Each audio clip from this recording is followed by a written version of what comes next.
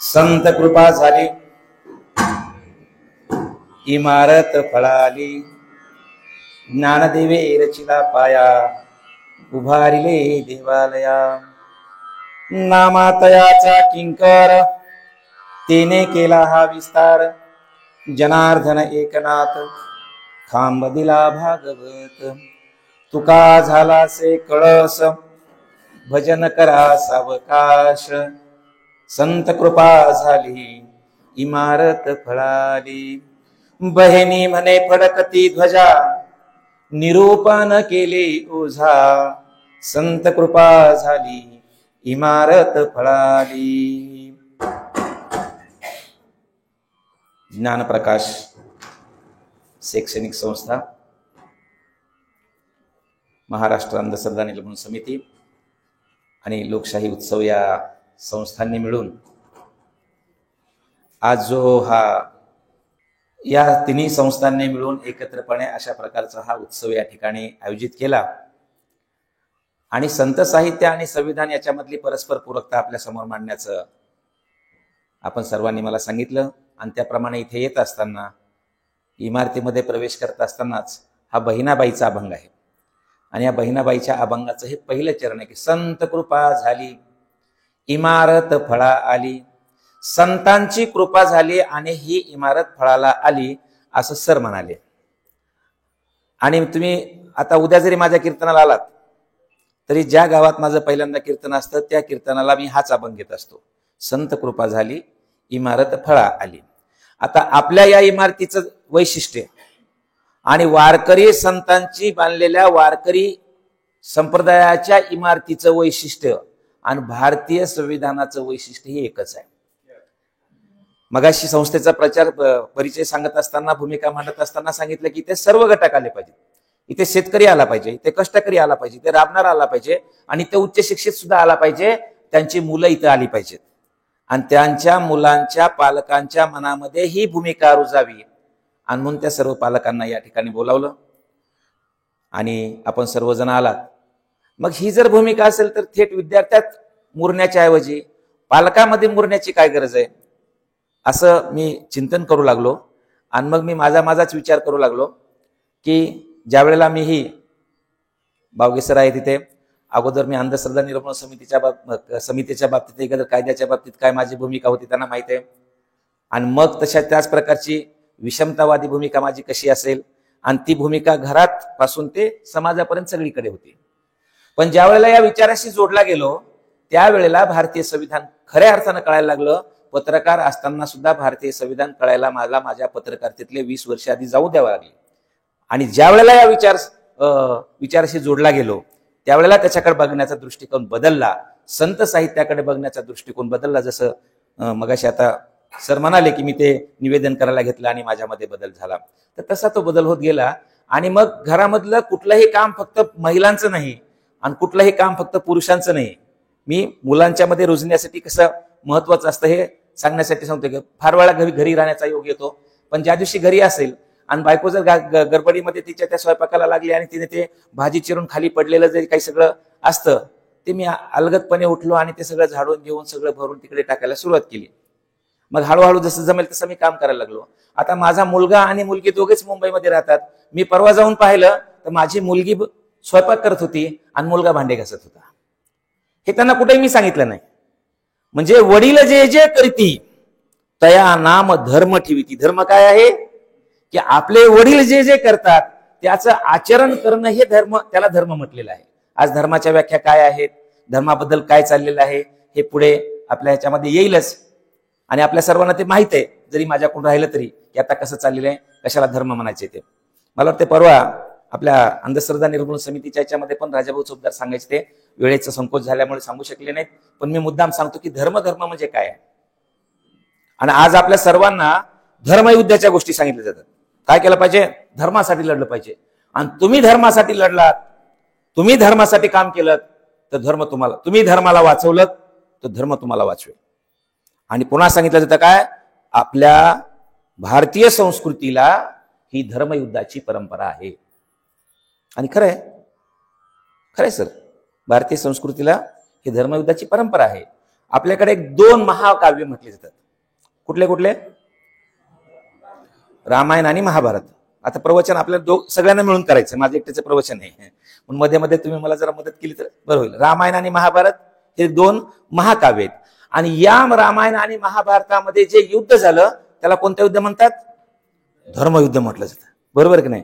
अगदी आमच्या गीतेमध्ये ज्या महाभारतामधूनच तो गीतेचा भाग बाजूला काढला आणि त्या बाजूला काढलेल्या गीतेमधल्या पहिल्याच श्लोकामध्ये आहे की हे जे युद्ध कसं आहे?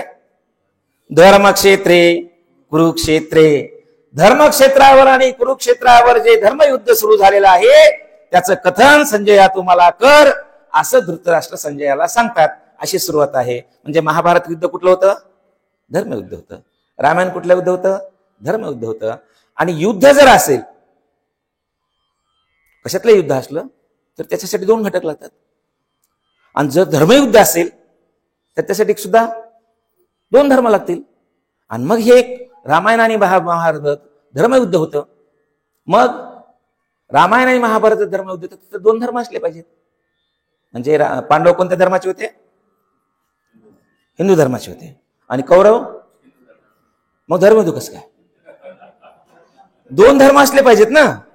मग तुम्ही म्हणता पांडव हिंदू धर्माचे, कौरव हिंदू धर्माचे, तरी धर्मयुद्ध होतं कसं काय म्हणता? असं राजाभाऊ महाराज चोपदार सांगतात. होय, ते धर्मयुद्ध होतं. पण धर्मयुद्ध म्हणजे काय आणि धर्म म्हणजे काय? नीतीनं वागणं हा धर्म आहे आणि अनितीनं वागणं हा अधर्म आहे. सत्याच्या बाजूने राहणं हा धर्म आहे आणि असत्याच्या बाजूने राहणं हा अधर्म आहे. असं मी नाही, असं फक्त चोपदार महाराज म्हणत नाहीत, तर तुकाराम महाराज सुद्धा तेच म्हणतात. काय म्हणतात? सत्य तोची धर्म, असत्य अधर्म, यावी न वर्म नाही तुझे. सत्य हाच खरा धर्म आहे. आणि पुन्हा राजाभाऊ महाराज ते समजावून सांगताना पुढे सांगतात की अजून धर्म म्हणजे तुम्हाला नीट समजायचं असेल तर मग ते प्रश्न विचारतात की समोरून एक मुलगी येते, जरा निर्जन रस्ता आहे आणि त्या निर्जन रस्त्यावरून समोरून एक मुलगी येते आणि इकडून एक जाणारा मुलगा तिची छेड काढतो. जर येणाऱ्या मुलीची या मुलाने छेड काढली आपण पाहिलं तर आपल्याला काय वाटतंय? त्या मुलाला सत्कार केला पाहिजे, मुलीची चूप दिला पाहिजे. बरोबर नाही? समोर येणारी मुलगी आहे, तिची छेड काढली आहे, सत्कार नाही, त्याला चोप दिला पाहिजे असं वाटतं. बरोबर की नाही? आणि त्याच वेळेला ते सगळं झालं, आपण जाऊन त्या मुलाला चोप बीप दिला. योगायोग असा घडला की दुसऱ्या दिवशी दुसरी एक मुलगी समोरून येत होती आणि इकडून आपला भाऊ जात होता. आपल्या भावानं त्या मुलीची छेड काढली आणि दुसरे काही लोक येऊन आपल्या भावाला मारायला लागले, शिक्षा करायला लागले. आता आपल्याला काय वाटते?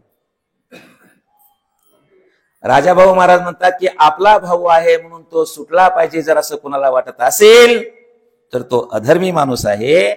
आणि आपला जरी भाऊ असला आणि त्यानं जर चुकीचं वागला असला तर त्याला शिक्षा झाली पाहिजे, वाटलं पाहिजे. हा धर्म आहे. पण आज आपल्याला कुठला धर्म सांगितला जातो आपल्या सर्वांना माहित आहे. आणि म्हणून मगाशी मी सांगत होतो की सर्व समाज घटकाला अशा प्रकारची आज आपल्याला संविधानाचं कीर्तन करण्याची, संविधानाचं प्रवचन करण्याची, तुम्हा सर्व विचारवंत माणसांना एकत्र येऊन लोकशाही उत्सव करण्याची आज का गरज निर्माण झाली? तसं तर लोकशाहीला आता 75 वर्ष झाली ना. मग आज तुम्हाला लोकशाही उत्सव का करावा वाटतो?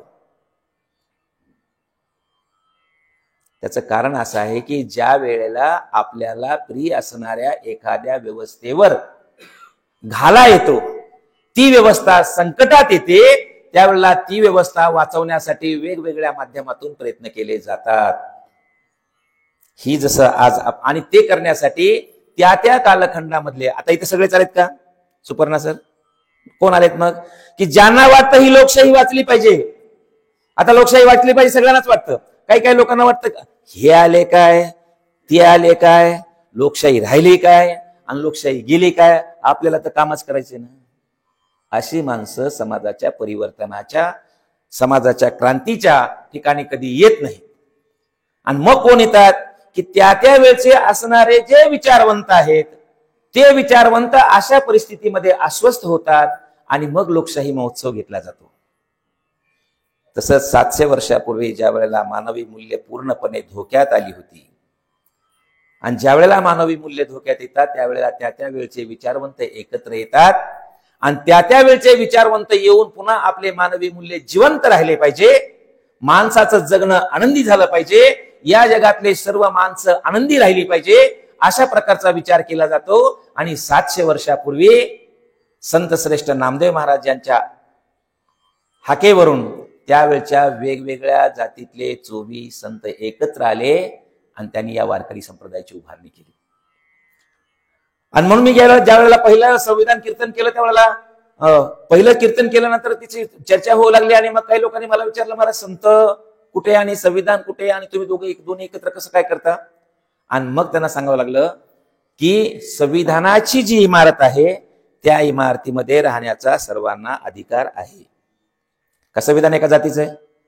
का संविधान एका धर्माचं आहे? की संविधान एका पंथाचं आहे? की संविधान एका प्रांताचं आहे? खरं तर विश्वरत्न महामानव डॉक्टर बाबासाहेब आंबेडकरांनी एवढे प्रयत्न करून आपलं संविधान बनवलं. इतकं संविधान आपलं चांगलं, इतकं संविधान आपलं चांगलं आहे की जगात सर्वोत्कृष्ट आहे. नव्हे ज्याला महासत्ता म्हणून आपण अमेरिकेकडे पाहतो, त्या अमेरिकेच्या संविधानापेक्षा आपलं संविधान जास्त मजबूत आणि प्रगल्भ आहे. आता आपलं संविधान असल्यामुळे ते चांगलं म्हणणं स्वाभाविक आहे आणि आपल्या संविधानाला चांगलं म्हणल्यामुळे तुम्ही टाळ्या वाजविणं त्याच्यापेक्षा स्वाभाविक आहे.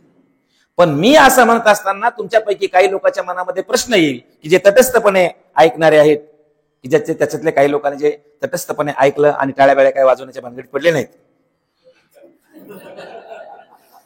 तर अशा लोकांच्या मनामध्ये एक प्रश्न निर्माण होऊ शकतो की बाबा आपलं संविधान चांगलं म्हणणं बरोबर आहे, आपल्या संविधानाबद्दल आत्मीयता असणं चांगलं बरोबर आहे, पण आपलं संविधान चांगलं म्हणण्यासाठी ते अमेरिकेपेक्षा चांगलं म्हणून अमेरिकेच्या संविधानाला कमी दाखवण्याचं काय कारण आहे? आणि जर महाराज तुम्ही अमेरिकेच्या संविधानाला आपल्या संविधानापेक्षा कमी ठरवत असाल, आपलं संविधान त्यांच्यापेक्षा जास्त सरस आहे असं ठरवत असाल, तर तुम्हाला त्याचा पुरावा द्यावा लागेल असं तुम्ही म्हणू शकता, कारण तुम्ही इथं आलेली सगळी चिकित्सक माणसं आहेत. आणि खरं तर फक्त श्यामसुंदर महाराजांच्या निघालेल्या एखाद्या वाक्यावर शंका निर्माण झाली तर फक्त श्यामसुंदर महाराजालाच नाही, तर या महाराष्ट्रातला जो महाराज जे सांगेल त्याच्यामध्ये शंका निर्माण झाली तर त्याला विचारता आलं पाहिजे. आणि असं जर विचारलं बावगे सर तर आमचे अर्धे महाराज घरी बसतील. का? कारण शेषाच्या डोक्यावर पृथ्वी आहे असं महाराज दनादन सांगतात. आणि आज पृथ्वी कुठे आहे हे आपल्या सगळ्यांना माहिती आहे. आणि तिथं जर महाराजाला अडवलं तर महाराज नाही का पळून जायचा?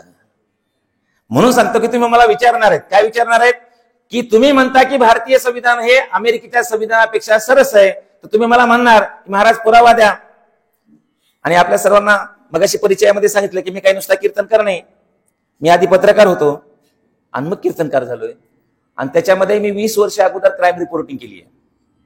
आणि क्राईम रिपोर्टिंग मध्ये काय बातम्या असतात शिंदे सर आपल्याला माहिती आहे, काय बातम्या असतात क्राईम रिपोर्टिंग मध्ये, क्राईम पेट्रोल मध्ये, की बाबा ज्ञानप्रकाश शाळेमध्ये आज श्यामसुंदर महाराजांचं प्रवचन झालं नाही.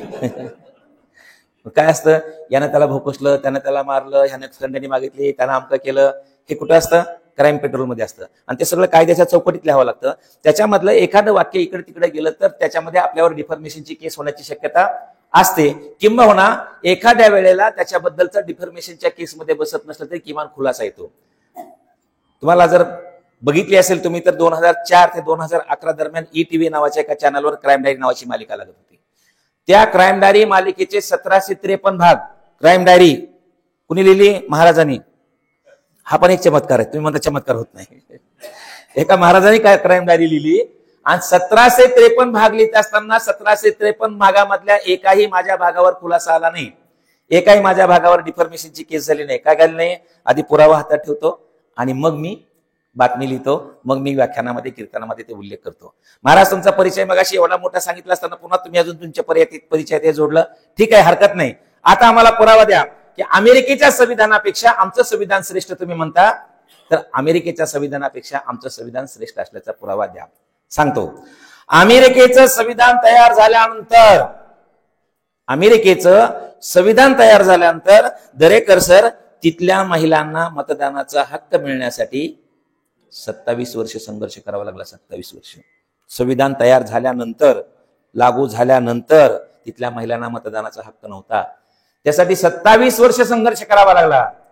मात्र विश्वरत्न महामानव डॉक्टर बाबासाहेब आंबेडकरांनी जे संविधान लिहिलं ते संविधान ज्या दिवशी लागू झालं 26 जानेवारी 1950, ज्या दिवशी संविधान लागू झालं त्याच दिवशी महिलांना मतदानाचा हक्क मिळाला.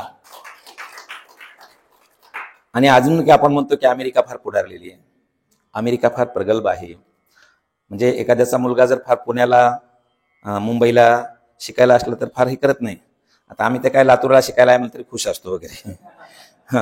तसं पण ते काही फार लोक सांगत नाहीत. लातूरला आला तरी कुठेतरी कुसबुस करतो. पण एखाद्याचा मुलगा जर चुकून अमेरिकेला शिकायला गेला असला ना, बाप गपच बसत नाही. लग्नाला गेला तरी मागच्या रांगेत बसून सांगतो आमचं पोरग कुठे अमेरिकेला शिकायला आहे. इतके आम्ही अमेरिकेचं बद्दल आमच्या मनामध्ये आकर्षण आहे. पण अमेरिकेच्या लोकांची भूमिका सुद्धा मला वाटतंय आपल्या इतकी स्त्रियांकडे पाहण्याची प्रगल्भ नाही. तुम्ही पुन्हा मला म्हणाल किंवा पुरावा सांगतो. पुरावा आज 21व्या शतकात सुद्धा महासत्ता म्हणवणाऱ्या अमेरिकेची राष्ट्राध्यक्ष महिला होऊ शकलेली नाही. माझ्यावर विश्वास ठेवायची गरज नाही मग असे म्हटल्याप्रमाणे, आणि आता कोणावरच विश्वास ठेवायची गरज नाही. आणि फार शोधण्यासाठी सत्य शोधण्यासाठी फार धडपड सुद्धा करायची गरज नाही. मोबाईल घ्यायचा, नेट ऑन करायचं, गुगल काढायचं, अमेरिकेचे राष्ट्राध्यक्ष टाकायचं, जी यादी येईल त्याच्यामध्ये तुम्हाला एकही महिला भेटणार नाही. 21व्या शतकात अमेरिकेची एकही महिला राष्ट्राध्यक्ष होऊ शकलेली नाही. त्या हिलरी क्लिंटन यांनी काही प्रयत्न केले पण त्या सुद्धा अजून होऊ शकल्या नाहीत. पण पुढे ऐका, विश्वरत्न महामानव डॉक्टर बाबासाहेब आंबेडकरांचे संविधान दिलं आम्हाला. त्या संविधानामुळे इथे असणाऱ्या, भारतात असणाऱ्या प्रत्येक महत्वाच्या पदावर बसण्याचा मान या देशातल्या महिलांना मिळालेला आहे. इथलं सर्वात मोठं पद आहे की ज्या पदावर बसलेल्या व्यक्तीची सही झाल्याशिवाय इथला कोणताच कायदा मंजूर होत नाही. कोणतं? राष्ट्रपती पद. या राष्ट्रपती पदावर सुद्धा आतापर्यंत 2 महिला बसल्या. पहिल्या प्रतिभाताई पाटील ज्या आपल्या महाराष्ट्राच्या होत्या, आणि दुसऱ्या द्रौपदी मुर्मू, बरोबर की नाही? 2 महिला बसल्या. त्याच्यानंतरचं दुसरं पद आहे पंतप्रधान पद, जे प्रत्यक्ष कार्य करायचं पद आहे. त्या पंतप्रधान पदावर सुद्धा इथली एक महिला बसू शकली. नाव इंदिरा गांधी. असली खतरनाक पंतप्रधान. ते पाकिस्तान आपलं सारखं करते, इकडून बॉम्ब टाक, तिकडून अतिरेकी घुसव, मध्येच काहीतरी हल्ले कर, असलं पाकिस्तान करते. इंदिरा गांधीनं पाकिस्तानच्या या खोड्या पाहून घेतल्या आणि त्या पाकिस्तानला असा धडा शिकवला. इंदिरा गांधीनं पाकिस्तानला असा झटका दिला की एका पाकिस्तानचे 2 तुकडे करून टाकले आणि बांगलादेशाची निर्मिती झाली. बरोबर आहे की नाही? हे इंदिरा गांधी का करू शकल्या? कारण भारतीय संविधानाने जे महिलांना स्थान दिलं त्या स्थानामुळे इंदिरा गांधी ते कार्य करू शकल्या. म्हणजे आमचं भारतीय संविधान एवढं प्रगल्भ आहे. आता तर तुम्हाला 50% आरक्षण मिळालंय, बरोबर की नाही? आणि नुसतं 50% नाहीच पडणार सर, आता या सगळ्या ताई मंडळी लाडक्या बहिणी झालेल्या आहेत. आणि त्या सुद्धा ह्याच्या त्याच्या लाडक्या बहिणी नाहीत. कोणाच्या आहेत? मुख्यमंत्र्याच्या लाडक्या बहिणी आहेत. किती मस्त तुमचं झालंय खरंच. बर, 50% आरक्षण मिळालं. तुम्हाला सांगतो, वारकरी संत परंपरेच्या संपूर्ण याच्यावर जरी आता नजर मारली, याच्यामधलं साम्य आणि त्याच्यामधलं साम्य सांगतोय की वारकरी संत परंपरेमध्ये जरी आपण सर्व संतांच्या यादीवर नजर टाकली तर आपल्याला 50% महिला संत त्या ठिकाणी दिसतात. आता तुम्हाला जसं तुम्ही लाडक्या बहिणी जसं तुम्हाला आरक्षण मिळाले, किती टक्के मिळाले? आरक्षण स्थानिक स्वराज्य संस्थेत 50% आरक्षण मिळाले, बरोबर की नाही? पण आता खरं सांगा, तुम्ही शहरामध्ये वावरणार आहेत, सामाजिक क्षेत्रात वावरणार आहेत, म्हणूनच तुम्ही इथे आलात. मग असे आमचे सर म्हणाले की जरा संख्या कमी आहे. मी म्हणलं संख्या कमी नाही, हे विचार करणाऱ्यांची 10 जणांची संख्या सुद्धा चांगली असते. त्याच्यामुळे तुम्ही सगळ्या विचार करणारे आहेत. आता मला खरं सांगा, तुम्हाला नेतृत्व करण्याची कायद्यानं त्या ठिकाणी संधी मिळाली, पण खरंच नेतृत्व करू दिलं जातं का?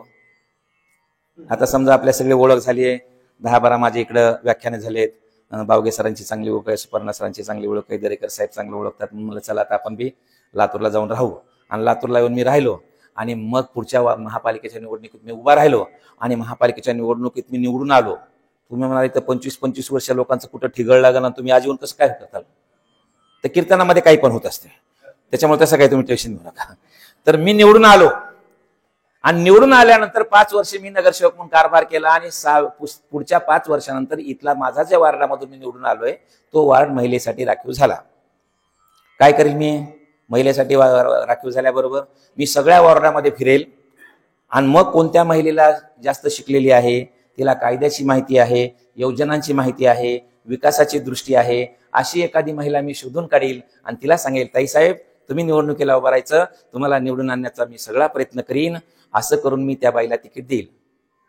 सर म्हणतात नाही. कुणाला देईल? बायकोला देईल म्हणतात. म्हणजे माझ्याबद्दल किती विश्वास आहे त्यांना बघा. माझ्याबद्दल हा विश्वास नाही तर हा विश्वास सध्याच्या व्यवस्थेबद्दलचा आहे. बरं, बायकोला सुद्धा तिकीट द्यायला काही हरकत नाही, त्यांना काही कमी समजण्याचं कारण नाही. पण बायकोला निवडून आणतात आणि बायकोच्या सह्या दनादन आपण ठोकतात. परवाच काहीतरी सरपंचाची मिटिंग आमच्या परळीच्या बीडीओकडे होती आणि मला कळलं की बीडीओकडे मिटिंग वगैरे आहे. तर आमच्या गावात महिला सरपंच आहेत. तर बीडीओची मिटिंगची वेळ झाली, मी सरळ गावात गेलो तर त्या ताई दिसला. ताई साहेब बीडीओची मिटिंग आहे ना? म्हणजे कसलं असतं बीडीओ? कोण म्हणतायत? सरपंच ताई. अहो मला तुमच्या सगळ्या सरपंच मंडळींची मिटिंग परळीला, तिथले एक अधिकारी असतात त्यांच्याकडे आज मिटिंग बोलवली होती, तर तुम्ही गेला नाहीत का? हो माय म्हणली, ते काहीतरी म्हणू लागले सकाळी मिटिंगला जायचंय. म्हणजे निवडून कोण आलं? बायको. आणि मिटिंगला कोण गेला? नवरा. म्हणजे बायकोला निवडून आणायला सुद्धा काही हरकत नाही, पण बायकोला निवडून आणतात दनादन सह्या आपणच ठोकतात. हे आताला कायद्याला होईल हळूहळू बदल, एकदम बदल होणार नाही. पण तुम्हाला सांगतो 700 वर्षापूर्वी पंढरपूरच्या वाळवंटामध्ये नामदेव महाराजाला तिथल्या सगळ्या व्यवस्थेचं नेतृत्व करण्याची वेळ आली, देण्याची वेळ आली, त्यावेळी त्यांना आपल्या बायकोकडे नेतृत्व दिलं नाही, आपल्या बहिणीकडे नेतृत्व दिलं नाही, आपल्या आईकडे नेतृत्व दिलं नाही, आपल्या भावाकडे दिलं नाही, तसं जनाबाईकडे दिलं. जनाबाईचं स्थान काय होतं त्यांच्या घरामध्ये? धुणे भांडे करायचं. पण जनाबाईचं काम किती अचूक आहे हे नामदेव महाराजाला माहिती होतं, म्हणून नामदेव महाराजांनी जनाबाईकडे नेतृत्व दिलं. म्हणजे महिलांना सामावून घेण्याचा वारकरी संप्रदायाचा जसा भारतीय संविधानाचा उद्देश आहे तसाच आपल्याला उद्देश हा संविधानाचा दिसतो. अजून तुम्हाला सांगतो की नेतृत्व महिलाचा विषय चालला म्हणून ह्याला पूर्ण कडेला घेऊन जातो मी.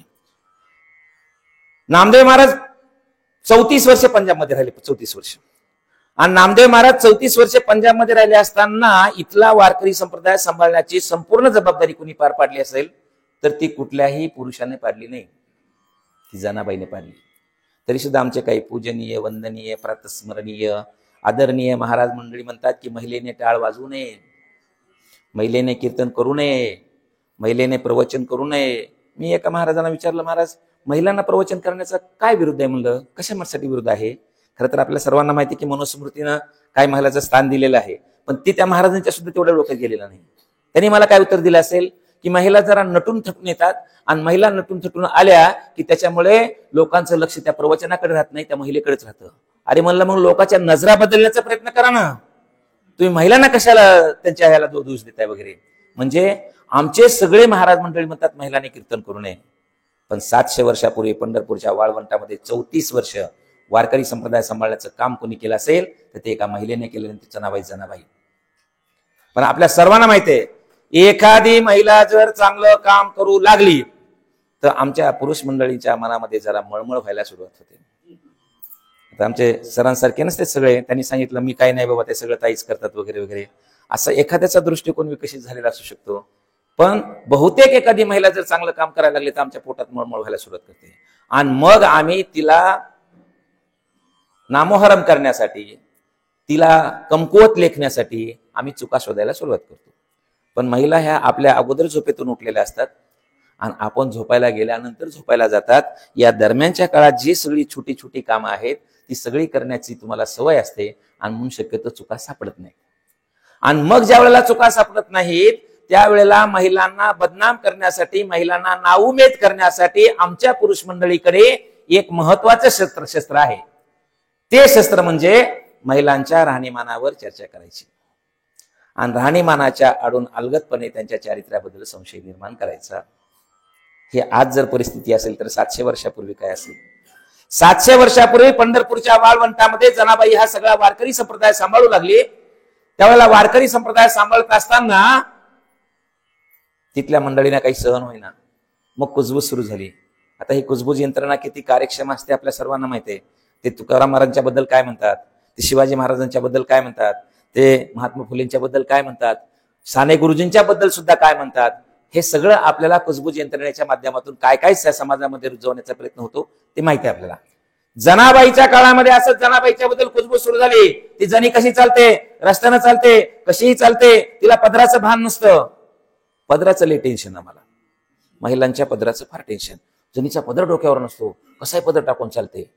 जनाबाई ऐकून घेतलं. तुम्हाला सांगतो, जनाबाईकडे नेतृत्व असं दिलं नव्हतं. जनाबाई सुद्धा अत्यंत खतरनाक, एवढी जनाबाई खतरनाक.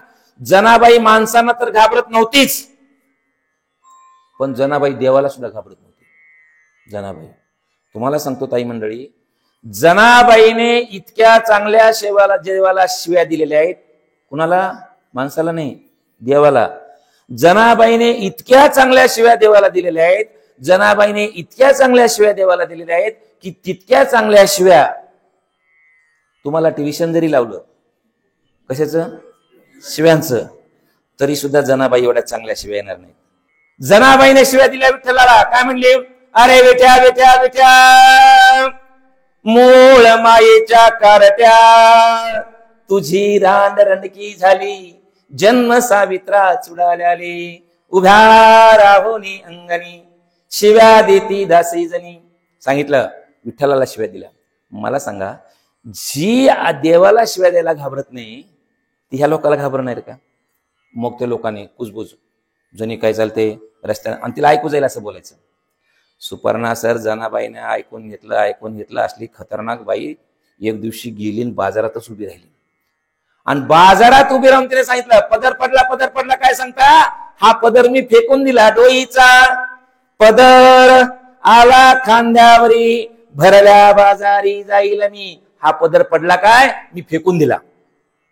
आणि पुढे जाऊन म्हणते, हा पदर पडला का तुम्हाला सांगायचं काय? मला माहितीये ना काय सांगायचंय तुम्हाला. माझ्या चारित्र्याबद्दल संशय निर्माण करायचंय ना, मला जरा बच्चलन वगैरे तुम्हाला ठरवायचंय ना, तर तुम्हाला मी सांगते, पंढरीच्या पेटे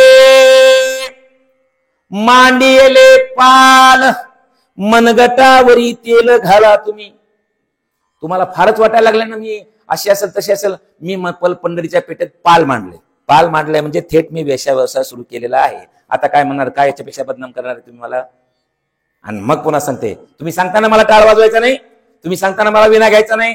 मी सांगते, हातामध्ये टाळ खांद्यावरी विना, आता मज मना कोण करी. मी खांद्यावर विना घेतलाय, हातामध्ये टाळ घेतलाय, मला मनाई करणारे तुम्ही कोण आहात? हा जनाबाईचा त्यावेळेचा विद्रोह आहे. जनाबाईने त्यावेळेला पदर फेकून दिला, आणि म्हणून माझ्या सगळ्या ताई मंडळी आज बिना पदर घेता ताठपणे या ठिकाणी बसू शकल्या. याचं कारण त्या जनाबाईने त्यावेळेला केलेले प्रयत्न आहेत. परवाच तुम्हाला सांगतो, मी वेरूळच्या लेण्या बघायला गेलो होतो, आणि तिथल्या वेरूळच्या लेण्याच्या एका गुफेमध्ये दाखवत असताना तिथल्या गाईडने सांगितलं की या लेणीचं जे डिझाईन आहे ते तयार झाल्यानंतर त्याच्या पुढचे 250 वर्षांना ती लेणी तयार झाली. म्हणजे 250 वर्षापूर्वी जे डिझाईन काढलं त्या डिझाईन मध्ये कमान कशी असेल, त्याच्यामधले आतला दरवाजा कसा असेल, त्याच्यामधली मूर्ती कशी असेल, त्या मूर्तीच्या नाकातली दागिना कसा असेल, याचं चित्र 250 वर्षापूर्वी काढलं, आणि त्याचं शिल्प 20 वर्षांतर पूर्ण झालं. 700 वर्षापूर्वी आपल्या डोक्यावरच्या पदरापेक्षा आपल्या कर्तव्याला महत्व देणाऱ्या स्त्रीचं स्वप्न जनाबाईनं पाहिलं, आणि ते आज 21व्या शतकात तुमच्या रूपानं पूर्ण झालेलं आहे. आणि म्हणून पदरापेक्षा मी मुख्यमंत्री पद सांभाळेल, पदरापेक्षा मी राष्ट्रपती पद सांभाळेल, मी IAS होईल, मी IPS होईल, आणि या राज्याचा देशाचा कारभार पाहिल, ही जनाबाईने त्यावेळेला घालून दिलेली नेतृत्वाची परंपरा आज तुम्ही चालवत आहात. आणि हा तुम्हाला अधिकार त्यामुळे मिळाला, आणि ही स्त्रियांची शक्ती विश्वरत्न महामानव डॉक्टर बाबासाहेब आंबेडकरांनी ओळखली, आणि म्हणून स्त्रियांना सुद्धा समान अधिकार भारतीय संविधानामध्ये दिलेला आहे. म्हणून वारकरी संप्रदाय एका जातीचा नाही. संतांच्या कृपेने जी वारकरी संप्रदायाची इमारत उभी राहिली, या इमारतीमध्ये सर्व जातीचे, सर्व धर्माचे, सर्व पंथाचे, सर्व प्रांताचे आणि सर्व पक्षाचे लोक गोविंदानं म्हणतात. सर्व पक्षाचे वगैरे जसं भारतीय संविधान सर्व जातीचं आहे, सर्व धर्माचं आहे, सर्व पंथाचं आहे, सर्व पक्षाचं आहे, तसंच वारकरी संप्रदाय सुद्धा आहे. तुम्ही म्हणाल पुरावा, जास्त पुरावा द्यायची गरज नाही. तुकाराम महाराजांचा एक अभंग वाचला तर त्या अभंगामध्ये भगवंताने कुणाकुणाबरोबर काय काय काम केलं हे आपल्या लक्षात लिहून ठेवलेलं आहे. आणि ती काम करणारी व्यक्ती कोणत्या समाजामधली असू शकते हे सांगायची गरज नाही. तुकाराम महाराज लिहितात, उंच नीच काही नेने भगवंत, तिष्ठे भाव भक्त देखोनिया. आमचा भगवंत कुणालाच उच्च मानत नाही आणि कुणालाच खालचा मानत नाही. आणि त्याच्यामधला तिसरा संत आहे, चरमरंगुला गे रोहिदासा संगे, कबीराच्या मागे सेलेविनी. आणि चौथ्या चरणामधला पहिला संत तर अजून भारी आहे. कोणता? सज्जन कसाया विकू लागे मास, माळ्या सावत्यास खुरपू लागे. सज्जन कसाया विकू लागे मास. आम्ही वारकरी आहेत, माझ्या गळ्यामध्ये माळ आहे, मी मांस खात नाही. पण कुणी जर मांस खात असेल तर त्याचा मी द्वेष करावा किंवा अखलाक सारखं त्याला मारून टाकावं, अशा प्रकारची वारकरी संप्रदायाची भूमिका नाही. किंबहुना आता कल्याणमध्ये कुणीतरी मांस आणि मासे खात आहे म्हणून त्याला मारहाण करण्याची सुद्धा वारकरी संप्रदायाची परंपरा नाही. म्हणून सज्जन कसाया विकू लागे मास, माळ्या सावत्यास खुरपू लागे. याच्यामध्ये आपल्याला सर्व जातीचे संत दिसतात. आता मी वारकरी संप्रदाय सर्व जातीचा म्हणतो ना, कुणाला फार टेन्शन येत नाही. पण मी ज्या वेळेला म्हणतो की वारकरी संप्रदाय हा सर्व धर्माचा आहे, त्यावेळेला मात्र काही लोकांच्या कपाळावर डिवायडर उभे राहतात. डिवायडर म्हणजे आट्या, खालीवर खालीवर. कसं काय सर्व धर्माचा? वारकरी संप्रदाय फक्त एकट्या हिंदू धर्माचा आहे आणि तुम्ही सर्व धर्माचा कसं काय म्हणता? त्यावेळेला त्यांना सांगावं लागतं की आतापर्यंत 12व्या-13व्या शतकामध्ये सुरू झालेल्या वारकरी संप्रदायापासून आज 21व्या शतकापर्यंत वारकरी संप्रदायामध्ये 42 आतापर्यंत वारकरी संप्रदायामध्ये 42 मुसलमान संत होऊन गेलेले आहेत. आणि त्याच्यामधल्या काही संतांची यादी तुकाराम महाराजांनी त्यांच्या अगोदर जे होऊन गेले त्याची यादी आपल्या अभंगामध्ये दिलेली आहे. तुकाराम महाराज म्हणतात, कबीर मोमीन लतिफा मुसलमान, सेनाना विजान विष्णुदास. कबीर आहे, मोमीन आहे, लतीफ आहे, हे मुसलमान असून संत आहे. आणि एक संत तर आपल्या पलीकडच्या जिल्ह्याला, आपल्या जिल्ह्याला जो लागून जिल्हा आहे त्याच्यामधल्या म्हणजे आमच्या बीड जिल्ह्याला लागून नगर आणि त्याच्यामध्ये श्रीगोंदा नावाचा तालुका, तिथे एक संतांची मजार आहे. कोण? शेख मोहम्मद. आणि काय शेख मोहम्मद? मराठी अभंग आहेत. काटे केतकीच्या झाडा आत फुलला केवडा. केतकीच्या झाडाला काटे असतात पण त्याच्यामध्ये केवड्यासारखं सुगंधी असतं. म्हणजे आपलं जीवन जगताना प्रत्येक वेळेलाच आपल्याला चांगली वाट मिळेल असं नाही. कधी कधी आपल्याला काटे तुडवत चालावं लागेल. आणि ज्या हे काटे तुडवत तुम्ही निर्धारानं चालत राहिलात तर एक दिवस असा येईल की आत फुलला केवडा, तुमच्या मनामध्ये तुम्हाला त्या ठिकाणी केवड्यासारखा सुगंधीमय तुमचं जीवन होऊन जाईल. त्यासाठी तुम्हाला निर्धारानं चाललं पाहिजे असं सांगणारी शेख मोहम्मद. तुम्हाला महाराज ते नका जुनं सांगू, आम्हाला सगळं जुनं माहिती आहे. पण आज प्रत्येक मुसलमान हा दरोडेखोर असतो, प्रत्येक मुसलमान हा लव जिहाद करणारा असतो, प्रत्येक मुसलमान हा बॉम्बस्फोट करणारा असतो. अशा प्रकारे आमच्या व्हॉट्सअप इंडस्ट्रीच्या माध्यमातून आमच्या मनावर मुसलमानांचा द्वेष पसरवला जात असताना आजच्या या कालखंडामध्ये द्वेषाचे हे सगळे अंगार झेलून एक तरी मुसलमान कीर्तनकार आहे का हो, की जो तुम्ही सांगता तो समतेचा मंत्र सगळ्याला सांगतो आणि जगामध्ये अमन आणि शांती राहावी अशा प्रकारचा प्रयत्न करतो, असा एकतरी मुसलमान आज आहे का? असा आपल्या सर्वांच्या मनामध्ये प्रश्न निर्माण होईल. तर आपल्या माहितीसाठी सांगतो, आज सुद्धा 22 मुसलमान कीर्तनकार आहेत. 22. त्याच्यामध्ये आमचे निफाडचे जलाल महाराज सय्यद आहेत, आमचे छत्रपती संभाजीनगरचे ताजुद्दीन महाराज शेख की ज्यांनी कीर्तन करता करता देह ठेवला, पुण्याचे साहिल महाराज शेख आहेत. एकाने तर आपलं गाव सोडूनच आळंदीमध्ये सगळं कुटुंबासह राहू लागलेत. कबीर महाराज आतार, असे 22 मुसलमान कीर्तनकार आज आहेत. भारुड करतात, भजन करतात. म्हणजे वारकरी संप्रदायामध्ये आज सुद्धा मुसलमान आहेत.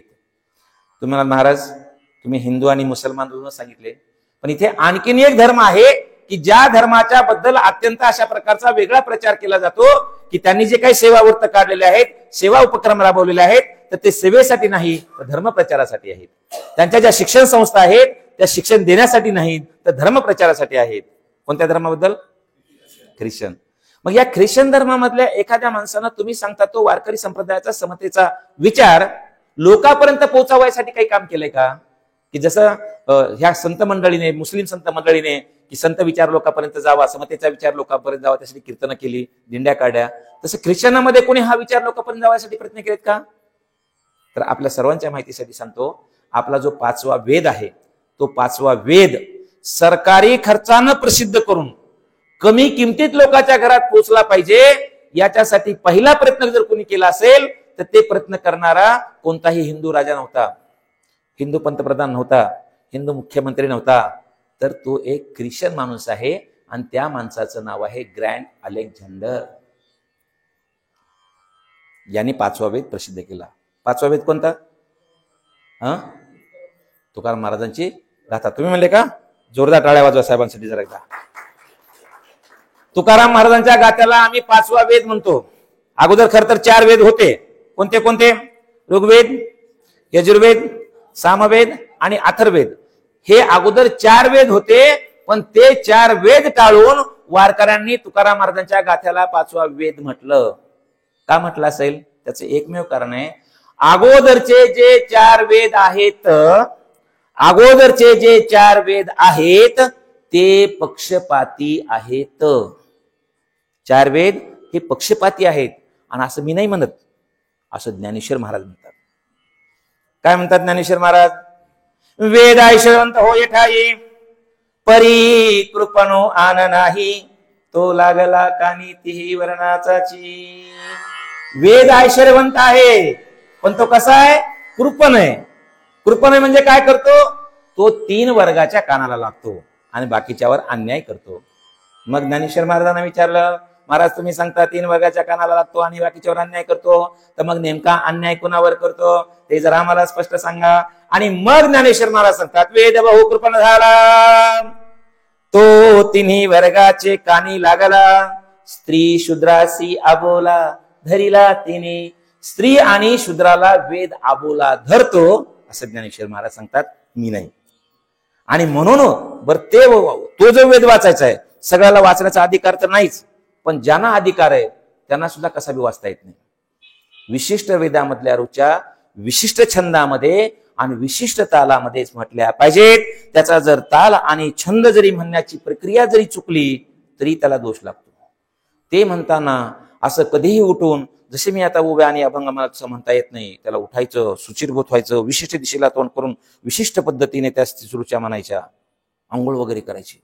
मग तुकाराम महाराजाला विचारलं, महाराज ते तुमचा गाथा वाचायला कसं काय करायचं? तुकाराम महाराज म्हणले, आंघोळ नाही, तोंडही नाही धुतलं तरी जमतंय. मी नाही म्हणत. काय म्हणतात? न लगे आंघोळी तोंड धुवावे. आंघोळी न करता सुद्धा तुम्ही गाथा वाचू शकता. असा 5वा वेद असणारा तुकाराम महाराजांचा गाथा सरकारी खर्चानं प्रसिद्ध केला. आणि त्या प्रसिद्ध करणाऱ्या माणसाचं नाव आहे ग्रँड अलेक्झांडर. कोण होते ग्रँड अलेक्झांडर? ज्यांना तुकाराम महाराजांची गाथा प्रसिद्ध करावीशी वाटली. ग्रँड अलेक्झांडर हे मुंबई विद्यापीठाचे कुलगुरू. मुंबई विद्यापीठ स्थापन झाल्यानंतर पहिले कुलगुरू आहेत ग्रँड अलेक्झांडर. आणि त्याच वेळेला ते मुंबई सरकारचे गव्हर्नर. गव्हर्नर म्हणजे राज्यपाल. विचारवंत होते. आणि विचारवंत असणारे अलेक्झांडर हे वेगवेगळ्या संतांचं, विचारवंतांचं साहित्य वाचत होते. आणि हे साहित्य वाचत असताना त्यांच्या वाचनामध्ये, म्हणजे समजा आमचा बसवेश्वरांचं एखादं वचन वाचायचं असलं तर ज्याला इंग्रजी येतं आणि कानडी येतं त्याला बोलवायचं, बसवेश्वराचं वचन वाचायला लावायचं आणि ते इंग्रजीमध्ये समजून घ्यायचं. जर आमच्या रोहिदास महाराजांचा एखादा दोहा समजून घ्यायचा असेल तर ज्याला हिंदी येतं आणि इंग्रजी येतं त्याला बसवायचं, इंग्रजीमध्ये हिंदीमध्ये दोहा वाचायला लावायचा, इंग्रजीमध्ये समजून घ्यायचा. आणि मग असा वेगवेगळ्या विचारवंतांचं, महापुरुषांचं साहित्य वाचत असताना महाराष्ट्रातल्या संत आणि संतांचा आणि महापुरुषांच्या साहित्य वाचू लागले. आणि हे वाचत असताना त्यांच्या वाचनामध्ये तुकाराम महाराजांची गाथा आली. आणि तुकाराम महाराजांच्या गाथ्यामधला एक अभंग अलेक्झांडर समजून घेऊ लागले. त्यावेळेला त्यांच्या वाचनामध्ये एक अभंग आला. त्या अभंगाच्या माध्यमातून तुकाराम महाराज सांगत होते की श्यामसुंदर महाराज किती धावत पळत कीर्तन करून, तिकडचं भोरचं कीर्तन करून इकडे किती पळत पळत आले. आणि कितीही पळत पळत येऊन यांनी या ठिकाणी कितीही चांगल्या प्रकारचं प्रवचन कीर्तन केलं तरी त्यांना संत म्हणता येत नाही. काय म्हणले तुकाराम महाराज? नवती ते संत करिता कीर्तन, सांगता पुराण नवती संत. कीर्तन सांगणारा संत नाही, पुराण सांगणारा संत नाही. मग कीर्तन सांगणारा संत नाही, पुराण सांगणारा संत नाही. मग म्हणले भगवे कपडे घालतात त्याला तरी संत म्हणता येईल ना? तुकाराम महाराज म्हणले भगवे कपडे घातले त्याला संत नाही असं मी म्हणणार नाही. पण कोणीतरी फक्त भगवे कपडे घातले आणि मला संत म्हणायला लागला तर त्याला संत म्हणता येणार नाही. आणि जर असा नियमच झाला की भगवे कपडे घातले की संत, तर तुकाराम महाराज म्हणले फक्त भगव्या कपड्यावरून कोणाला संत म्हणायचं असेल तर गावातल्या सगळ्या कुत्र्यांना काय म्हणावं लागेल? संत म्हणावं लागेल. का? कारण त्यांचा रंग कसा असतो? मी नाही म्हणत, तुकाराम महाराज म्हणतात. काय म्हणतात? भगवे तरी स्वान सहज वेश त्याचा तेथे अनुभवाचा काय पंथ. अरे भगवे कपडे घातले म्हणून कुणाला सुद्धा संत म्हणता येणार नाही जर त्याच्याकडे अनुभव नसेल तर. मग महाराजांना सांगितलं, महाराज आता आम्हाला संतांची ओळख सांगू नका, आता आम्हाला पटलेली आहे. कोण संत? पांढरा शुभ्र धोतर, पांढरा शुभ्र सदरा, पांढरी शुभ्र टोपी, गळ्यामध्ये 10-15 माळा आणि असं नाकाच्या मध्यभागापासून वरलेला पट्टा आणि मग खाली सिद्धोबाचा, वर धुळोबाचा, त्याच्यावर ज्योतिबाचा, त्याच्यावर खंडोबाचा, 10-12 माळा आणि 15-16 कपाळाला टिळे. महाराज याला तर संत म्हणाल का नाही तुम्ही? महाराज म्हणले त्याला तर संत म्हणूच नका म्हणले. आणि मग म्हणले एवढी सजावट केली त्याचं काय करायचं? महाराज म्हणले त्यानं केलेली सजावट ही साधुत्वाचं लक्षण नाही, तर त्यानं पोट भरण्यासाठी घेतलेलं सोंग आहे. काय म्हणतात तुकाराम महाराज? ते टोपी माळा देवाचे गबाळ वागवी ओंगळ पोटासाठी. पण तुम्हाला सांगतो हे जे बोगस संत असतात ना, बोगस संत त्याचे प्रचारक लय भारी असतात. प्रचारक भारी असतात. आमचे बाबा एवढे श्रेष्ठ आहेत की 6 महिने गुहेत राहतात आणि 1च महिना बाहेर येतात. आणि ज्यांचं भाग्य थोर आहे त्यांना दर्शन मिळतं. कुणाला मिळतं? ज्यांचं भाग्य थोर आहे त्यांना दर्शन मिळतं. आपल्याला लय जोर असतो कशाचा? थोर व्हायचा. आपण म्हणतो ते आमच्या दर्शनाचं तेवढं बघा ना, तुमची एवढी ओळख आमच्या बाबाचे दर्शन करून द्या ना तेवढं. ते म्हणतो तुमचं ज्या वेळेला भाग्य उजळेल त्याच वेळेला तुम्हाला दर्शन मिळेल. मग तर आपली उत्सुकता अजून वाटते आणि मग म्हणतो बघा ना बाबाचं जरा का. आणि आपण पक्के त्याच्या कह्यात अडकलोय असं एकदा लक्षात आलं की मग हळूच म्हणते काय बाबा मी जवळचे, तुम्ही जवळचे. आता मी तुमच्यासाठी काहीतरी करतो, पण तुम्ही बाबाच्या मठासाठी जरा काहीतरी करा. म्हणजे काय करा? 1-2-4 लाखाची सोय करा, मग मी तुमच्या दर्शनाची सोय करतो. त्याने 4 लाखाची सोय केली आणि दर्शनाला जायला निघालं. पण जाण्यापूर्वी म्हणलं जरा तुकाराम महाराजाला विचारूया की मी दर्शनाला जाऊ का म्हणून. ते तुकाराम महाराजाकडे गेलं. म्हणजे महाराज काय गावामध्ये एक साधू आलेत आणि ते साधू सांगतात की बाबा ते बेलाचं एक पान घ्यायचं, त्या बेलाच्या पानाच्या 3 पानापैकी वरच्या मधल्या पानाला वरून मध लावायचा, खालून मध लावायचा आणि ते महादेवावर व्हायचं. मग ज्ञानप्रकाश शाळेमध्ये पाठवायची गरज नाही, पोरग तुमचं पास होते. सांगितलं ना आता कोणतरी येऊन. काय? 1 लोटा जल आणि सर्व समाशका हल. आता ज्याच्या समस्या हल झाला नाही ना त्याने जाऊन त्याला हाणलं पाहिजे की आमचं कसं हल झालं नाही. असेच एक साधू आलेले आहेत, तर त्यांच्या दर्शनाला जाऊ का मी? आणि ते दर्शनासाठी 4 लाख रुपये मागतात. महाराजांनी विचारलं 4 लाख रुपये देऊन दर्शन घेणं एवढं त्यांचं मोठे पण काय? ते म्हणलं ते 6 महिने गुहेत राहतात. तुकाराम महाराज म्हणले अरे 6 महिने गुहेत राहतात म्हणून 4 लाख रुपये देऊन दर्शन घेण्यापेक्षा उंदराचं घेणं. ते 12 महिने बिळात राहते म्हणजे आणि दर्शन फुकट आहे. फक्त बिळात राहतात एवढं मोठे पण असेल. मग तुकाराम महाराजाला विचारलं, महाराज तुम्ही श्यामसुंदर महाराज कीर्तन करून त्यांना कीर्तन संत म्हणत नाहीत, तुम्ही भगवे कपडे घातलेला संत म्हणत नाहीत, तुम्ही गुहेत राहणाऱ्या संत म्हणत नाहीत, मग या जगात संत नाहीच का? या जगात साधू नाहीच का? आणि मग तुकाराम महाराजांनी केलेली साधुत्वाची व्याख्या, संतत्वाची व्याख्या की जी इथे बसलेल्या प्रत्येक माणसाच्या जिभेवर आहे. काय म्हणतात तुकाराम महाराज? तुकाराम महाराज म्हणतात जे का रंजले गांजले त्यासी म्हणे जो आपुले, तोची साधू ओळखावा देव तेथेची जाणावा. हे अलेक्झांडर वाचत होतं सगळं. आताच सगळं वाचलंय ना, ते अलेक्झांडर वाचत होतं. आणि त्या अलेक्झांडरला वाटलं की अरे गोर गरिबांची सेवा करण्याचा जगामधला एकमेव संत विचारवंत आहे हा.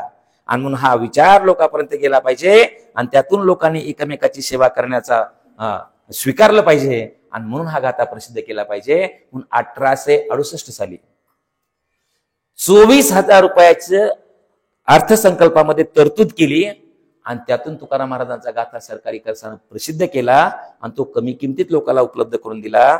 आजही आमचं सरकार तुकाराम महाराजांची गाथा सरकारी खर्चानं प्रसिद्ध करतं आणि ते कमी किमतीत लोकांना उपलब्ध करून देतं. पण ही परंपरा आपल्या सरकारने सुरू केलेली नाही, तर ही इंग्रज सरकारने सुरू केली. आणि निधीचं पण बघा, त्यावेळेला 24,000 किती वर्षापूर्वी, 161 वर्षापूर्वी. मग त्यावेळेला जर 24,000ची किंमत आता किती होईल? सोन्यावरच बघा ना, सोन्यावर किमती तारल्या जातात ना. तर 20 वर्षापूर्वी सोन्याची किंमत 5,000 रुपये तोळा होती. आज किती आहे? 80,000. म्हणजे किती पटीनं सोनं वाढलं? मग त्यावेळच्या 20 वर्षापूर्वीच्या 5,000ची आज किंमत किती झाली? 20,000. तर 161 वर्षापूर्वीच्या 24,000ची किंमत आज किमान 200 कोटी होईल का नाही?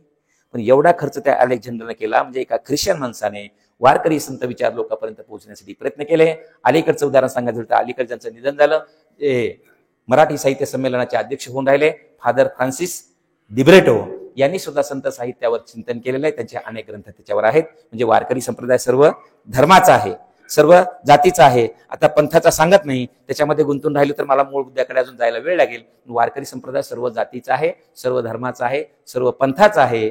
आणि तो फक्त पुरुषांचा नाही, तर तो स्त्रियांचा सुद्धा आहे. वारकरी संप्रदायामध्ये कोण कोण स्त्रिया होऊन गेल्या त्याचा आपल्याला सर्वांना सांगितलेलं. दुसरं, जी आता अंधश्रद्धा निर्मूलन समिती काम करते, की त्यांचं काही कुठल्या श्रद्धेला उपासनेला काही विरोध नाही, पण श्रद्धेच्या आणि उपासनेच्या नावानं जर कोणी कुणाचं शोषण करत असेल, जे भारतीय संविधानाचा अनुच्छेद 51 मधलं क कलम आहे की ज्याच्यामध्ये म्हटलं जातं की वैज्ञानिक दृष्टिकोन विकसित झाला पाहिजे, जे आपल्या कर्तव्यामध्ये येतं, संविधानामधले जे आपली काही कर्तव्य सांगितले त्याच्यामध्ये येते की वैज्ञानिक दृष्टिकोन विकसित झाला पाहिजे. जे अंधश्रद्धा निर्मूलन समिती काम करते ते काम सुद्धा संतांनी केले. अंधश्रद्धा निर्मूलन समिती सांगते की बाबा एखाद्याला कोणी रोगी असेल तर त्याला मंत्र म्हणून तो माणूस वाचत नाही तर त्याला दवाखान्यातच न्यावं लागेल. हे आम्हाला 700 वर्षापूर्वी ज्ञानेश्वर महाराजांनी सांगितलं. काय म्हणले 700 वर्षापूर्वी ज्ञानेश्वर महाराज? का मंत्रेची वैरी मरे, तरी का वायाची बांधावी कट्यारे, रोग जाय दूध साखरे, तरी निंबका प्यावा. का मंत्रेची वैरी मरे, जर मंत्रानं वैरी मेला असता तरी का वायाची बांधावी कट्यारे, तरी का मग उगच हातामध्ये शस्त्र घेण्याची गरज पडली असती. आणि ते जर झालं असतं ना, काय शस्त्रानं जर आपलं मंत्रानं जर वैरी मारता आला असता, लय भारी काम झालं असतं. काय नाही, उगा आपल्या इकडं डोंगर भागामध्ये एक दिवशी गाडी पाठवायची आणि 4 जाणते आणायचे. इकडे जाणते म्हणतात का भगत म्हणतात? हा, 4 असे एकदम भारी जाणते आणायचे. एक पूर्वेला बसवायचा, एक पश्चिमेला बसवायचा, एक दक्षिणेला बसवायचा, एक उत्तरला बसवायचा. लईच तुम्हाला धोका वाटतोय असं वाटायला लागलं तर एक चीनच्या बॉर्डरवर बसवायचा अजून एक्स्ट्रा, आणि एक पाकिस्तानच्या बॉर्डरवर बसवायचा. आणि जातानाच त्यांना अर्धा पोत लिंब द्यायचे आणि अर्धा किलो टाचण्या आणि पाव किलो हळद, पाव किलो लिंबू, आपलं कुंकू आणि मिरच्या द्यायच्या. म्हणते सर तुम्ही राहिल्या होत्या माझ्याकडून, तर मिरच्या बी घालून टाकू, आपल्याला काय करायचंय, आपल्याला द्यायचं का घ्यायचंय? हा, ते द्यायचं त्यांच्याकडं. आणि तिकून अतिरेकी बॉम्ब टाकायला लागला की तर कसं लिंबू कापायचं, चर त्याच्यामध्ये टाचण्या ठोकायच्या, मध्ये असं हळद घालायची, कुंकू घालायचं, त्याला मिरच्या बांधायच्या. आणि तिकून अतिरेकी बॉम्ब टाकायला लागला की कुण आमच्या जाणत्यानं लिंबू भरायचं आणि अतिरेकावर मारायचं. मी याला अतिरेकी होईल का? असं होऊ शकत नाही. हे 700 वर्षापूर्वी ज्ञानेश्वर महाराज सांगतात. आणि एखाद्या, आता ते गुजरातला मध्ये पांगलं होतं की एखाद्या जोडप्याला जर मूल होत नसेल तर त्या बाबाने आशीर्वाद व्हायचं, असं म्हणत ते. तुकाराम महाराजांचा तो अभंग आपल्या सगळ्याला माहिती आहे. काय महाराज आहे? नवसय कन्या पुत्र होती, तरी का करणे लागे पती. म्हणजे अशा प्रकारचा वैज्ञानिक. दुसरं, शोषण कशा माध्यमातून केलं? तुम्हाला स्वर्ग मिळेल, तुम्हाला वैकुंठ मिळेल, तुम्हाला मोक्ष मिळेल, अशा प्रकारचं स्वर्गाचं पारलौकिक सुखाचं अपेक्षा दाखवून हे समाजाचं शोषण केलं जात होतं. संतांनी पहिलं काही काम केलं असेल तर ते तुमच्यासारखं त्याला पर्याय दिले. जसं तुम्ही मूर्ती काय पोळी लहान पोळी दान, गणपती आमच्याकडे दान द्या, आम्ही त्याचं विसर्जन करू, हे जसे पर्याय दिले. नाही म्हणलं की लोक बिघडतात. संतांनी पर्याय दिले त्याला. आणि त्याच्यामुळे स्वर्ग सुखाला, म्हणजे स्वर्गाला नाकारलं नाही, वैकुंठाला नाकारलं नाही, मोक्षाला नाकारलं नाही, पण त्याला फालतूत काढलं. स्वर्ग वगैरे काही महत्वाची गोष्ट नाही. म्हणजे वैकुंठ वगैरे काय महत्वाची गोष्ट. आणि म्हणले तुमचे सगळे कीर्तन करता म्हणतात की मोक्ष मिळाला पाहिजे, मूर्ती मिळाली पाहिजे, 4 मुक्त्या मिळाल्या पाहिजेत. मग 4 मुक्त्याचे प्रकार आता ते पण काही सांगत बसणार नाही. 4 मुक्त्याचे कोणते कोणते प्रकार, त्याला कुठल्याला म्हणतात ते मिळायला पाहिजे. पण आमच्या संतांनी सांगितलं, तुकाराम महाराजला विचारलं, महाराज तुम्हाला मुक्ती पाहिजे का? मुक्ती. महाराज म्हणले मला मुक्तीची गरज नाही, न लगे मुक्ती धन संपदा. मुक्ती नको म्हणले. बरं म्हणले मग मोक्ष तरी घ्या. तुकाराम महाराज म्हणले मोक्ष तर नकोच का? म्हणले ते आम्ही घरी झाडू मारायला ठेवलाय. कोण? मोक्ष. काय म्हणतात तुकाराम महाराज? मोक्ष आम्हा घरी कामारी ते दाशी. मोक्ष आमच्या घरी कामारी नौकर दाशी म्हणून त्याला ठेवलेला आहे आणि तो आमच्या घरी झाडू मारण्याचं काम करतो. अहो म्हणले पण मोक्ष सुख म्हणतात त्याला, मोक्ष सुख. तुकाराम महाराज एवढं सांगून त्याला कामारी करून, त्याला दाशी करून, त्याला नौकर करून सुद्धा लोकांना त्याच्याबद्दलचं आकर्षण कमी होत नाही असं कळल्यानंतर तुकाराम महाराज म्हणले मोक्ष सुखा हानू लाथा. नुसतं ना करू म्हणले नाहीत, त्याला काय करू? लाथा मारू. म्हणजे मोक्ष जागेवर ठेवला पण त्याचं महत्व नाकारलं. स्वर्ग, आता स्वर्गाचं लय वर्णन करतात आमचे कीर्तनकार. स्वर्गाला गेलं पाहिजे, वैकुंठाला गेलं पाहिजे सांगतात ना. काय बरं स्वर्गामध्ये? कुणी आलं नाही का जाऊन?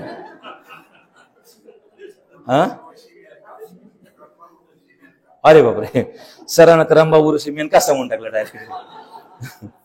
आम्ही आपला आजूबाजूला आधी दुसरं इकडं तिकडचं वातावरण निर्माण करतो आणि मग ते रंबा उर्वशी मेनकीकडे येतो. ते कुणीतरी खालचाच माणूस येत असते. ते तिकडे मला जाऊच दिलं नाही. सरांनी आधी सांगितलं की रंबा उर्वशी मेनका असतात, मग अजून काय असतं मी सोडून देतो. आता रंबा उर्वशी मेनकेवरच थांबतो. म्हणजे इथे एकादश करायची, इथं उपवास करायचा, इथं कीर्तन करायची, इथं दिंड्या करायच्या, इथं यज्ञ करायचा आणि मग स्वर्गात जाऊन काय करायचं? तर रंबा उर्वशीचा डान्स बघायचा. बरं ते किती इथं एकंदर स्वर्गात? अप्सरा, रंबा, उर्वशी, मेनका आणि तिलोत्तम 4. माझे आजोबा कीर्तन करायचे. ते कीर्तनामध्ये सांगितलं स्वर्गामध्ये अप्सरा असतात, आमका असतात. मग देव ते नृत्य बघतात. मग आपण पुण्य केलं तर मग आपल्याला मोक्ष मिळतो, आपल्याला देव लोकामध्ये जायला मिळतं. म्हणजे सलोकता मुक्ती मिळते आणि आपल्याला ते अप्सराचा. मग आजोबाला मी परत येताना विचारलं, आजोबा ते अप्सरा मला ते नेमक्या किती? म्हणले 4 आहेत, रंबा, उर्वशी, मेनका आणि तिलोत्तम. पुन्हा माझे वडील कीर्तन करू लागले. आजोबा जरा वयस्कर झाले. मग वडिलांना मिळालं, विचारलं अण्णा काय ते स्वर्गात काय बदल झाला का नाही? काही चेंज वगैरे बदल्या? ते म्हणले काय नाही. म्हणले 4च येतात. कोण? रंभा, उर्वशी, मेनका आणि तिलोत्तम. आता मी कीर्तन करायला लागलं तर परवा माझ्या मुलाने विचारलं मला. मी शोध घेतला तर मला अजून कळालं की त्या काही रिटायर झालेल्या नाहीत. म्हणजे त्या 4 स्त्रियांसाठी इथं यज्ञ करायचे. त्याचं अपेक्षा दाखवून आम्हाला इथं आमचं शोषण. यज्ञ करा. आता यज्ञ करून काय मिळतं, त्याचं काय हे आहे ते कसं संतांनी नाकारलं, तिकडेही मी जाणार नाही वेळाच्या मर्यादेमुळे. हे आमच्या संतांनी नाकारलं. म्हणले स्वर्गामध्ये तुकाराम महाराज म्हणले बघा, तुकाराम महाराजांचे एकंदर 4,500 अभंग उपलब्ध आहेत आणि त्या 4,500 अभंगामध्ये 700 अभंग, 700च्या आसपास काहीतरी अभंग हे देवाकडे वेगवेगळ्या प्रकारची मागणी करणारे अभंग आहेत तुकाराम महाराजांचे देवाकडे. की देवा मला तुझ्या पायाजवळ ठेव, देवा तुझ्या नामाचं मला स्मरण घडू दे, मला संतांची सेवा घडू दे. असे वेगवेगळ्या प्रकारची देवाकडे मागणी करणारे संतांचे तुकाराम महाराजांचे जवळपास 700-750 अभंग आहेत. पण या 700-750 अभंगामध्ये एकही अभंग असा नाही की देवा मला स्वर्गाला घेऊन चल, देवा मला वैकुंठाला घेऊन चल, असा एकही अभंग नाही. उलट तुकाराम महाराज म्हणतात स्वर्गात गेलेले लोक कंटाळलेत आणि ते म्हणतात आम्हाला खाली यायचंय. मी नाही तुकाराम महाराज म्हणतात. काय म्हणतात? स्वर्गीचे आम्हाला इच्छिता ते देवा, मृत्यूलोकी व्हावा जन्म आम्हाला मृत्यूलोकामध्ये जन्म मिळाला पाहिजे असं स्वर्गातले लोक सांगतात, असं तुकाराम महाराज त्या ठिकाणी म्हणतात. आणि नामदेव महाराजाला देवाने ऑफरच दिली. असतात ना मध्ये मध्ये काही काय ऑफर. म्हणजे तुम्ही एवढे दिवस भक्ती करता, एवढ्या दिवसात माझ्याकडे काही मागितलं नाही. का मागितलं नाही? कारण काही मागणे हे आम्हा अनुचित वडिलांची रीत जाणत असे. आम्ही काही मागणार नाहीत, आम्ही आमच्या वडिलांनी कधी मागितलेलं नाही, आम्ही काही मागणार नाही. मग भगवंताला कळालं की संसारिक काही मागणार नाही, पण म्हणले ह्याला आध्यात्मिक जी अपेक्षा असते ते तर देऊया. मग तुकाराम महाराज नामदेव महाराजला देवाने ऑफर दिली. काय म्हणले? नामदेवा तुम्ही वैकुंठाला जाता का? नामदेव म्हणले देवा मला वैकुंठाला नको. अरे म्हणले तुमचे कीर्तन करतात ते सांगाल ते सगळे वैकुंठाला गेलं पाहिजे, स्वर्गाला गेलं पाहिजे, आमका गेलं पाहिजे, तमका गेलं पाहिजे, आणि तुम्ही म्हणता वैकुंठाला नको का? नको. नामदेव महाराज हसले म्हणले त्यांना वैकुंठात काय ते माहिती नसेल, वैकुंठ कसं आहे ते त्याला माहिती नसेल. मग देव म्हणले तुम्हाला माहिती आहे का? ते म्हणले हो मला माहिती आहे. म्हणले कसं आहे वैकुंठ? नामदेव महाराज सांगतात, वैकुंठ खोपट जुनाट झोपडी. म्हणजे ज्या वैकुंठाची लालूच दाखवून, ज्या स्वर्गाची लालूच दाखवून समाजाचं शोषण केलं होतं, त्याला फालतूमध्ये काढलं आणि त्याच्याबद्दलचं आकर्षण कमी करून टाकलं.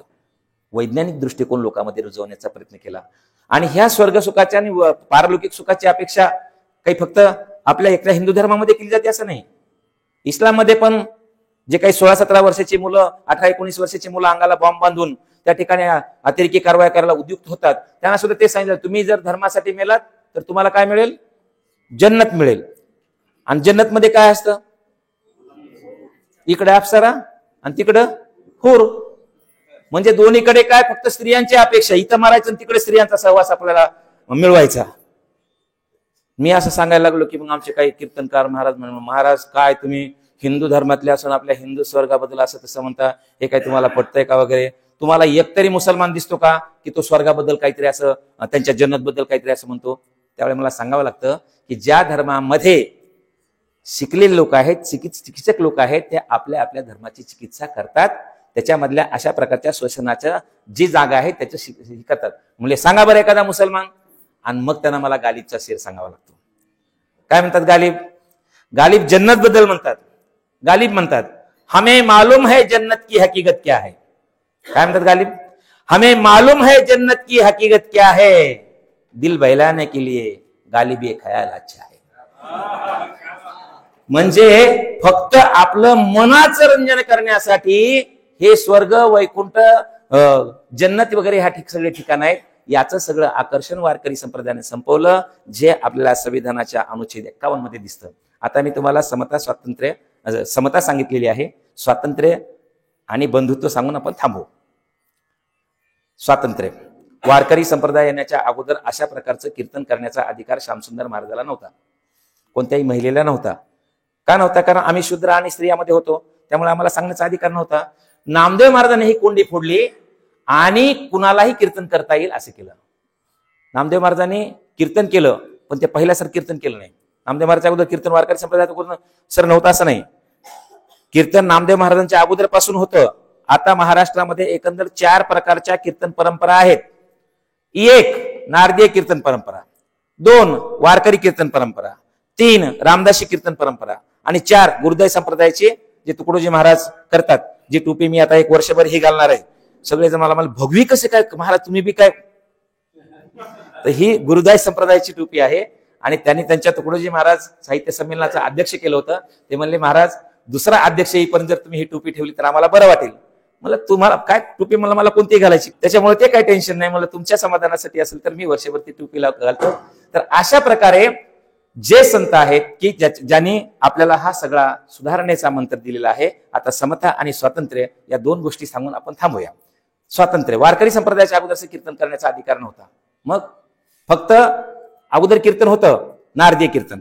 आणि नारदीय कीर्तन असं असतं सर, या बाजूला पेटीवाला आणि या बाजूला पेटीवाला आणि उजव्या बाजूला तबलेवाला. आणि कीर्तन एकट्यानेच करायचं. जे काय सांगायचं ते एकट्याने सांगायचं आणि बाकीच्याने गपचूप ऐकायचं, शहाणपणा करायचा नाही. नामदेव महाराजांनी पहिल्यांदा ही कीर्तन परंपरा बंद केली. या बाजूला 5-25 टाळकरी, या बाजूला 5-25 टाळकरी, आणि कीर्तनकार जे कीर्तन सांगत असेल त्याला अनुरूप प्रमाण देण्याचा अधिकार हा सगळ्यांना देऊन टाकला.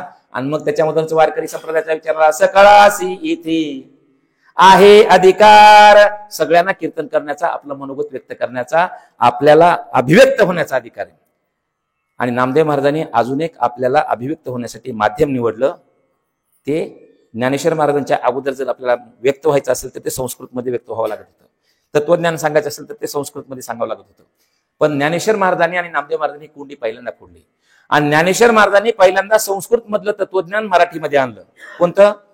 गीता मराठीमध्ये आणली. आणि मराठीमध्ये गीता आणून त्या ठिकाणी संस्कृताची गाठी उघडवणी ज्ञानदृष्टी केली से मराठी गीता देवी.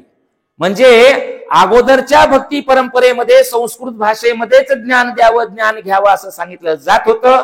ते ज्ञान विशिष्ट लोकांनाच संस्कृत भाषा येत असल्यामुळे ते बंदिस्त राहत होतं.